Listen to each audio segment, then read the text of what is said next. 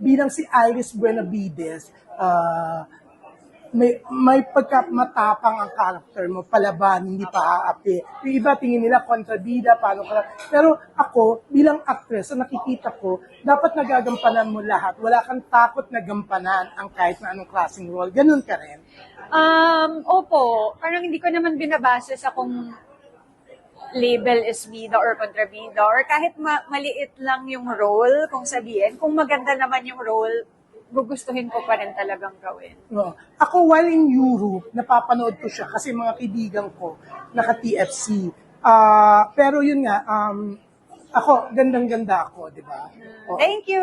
Thank you, Tito Joe. Tama, no? Si Lavender Field, si Jody, Tyrone, si Jericho. Oo, yan. Gaano raw ba katindi pa ang mga abangan namin? Oh my God. Napatan ng tatlo. Sobrang- Lalo na kayo ni Iris, ni Lavender, di ba? Tsaka si Iris. Sobrang tindi pa. Madami pang mga... Actually, yung mga pinakitang fight scene, wala pa nga yun eh. So, sobrang dami pa talagang aabangan na drama at action. Eto na, okay,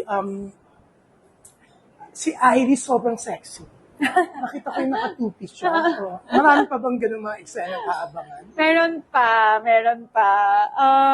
Okay, kasi parang kinakailangan sa character niya eh. Parang very stylish talaga siya at athletic. So, parang kinailangan ko din paghandaan talaga yung magiging itsura niya. Yan.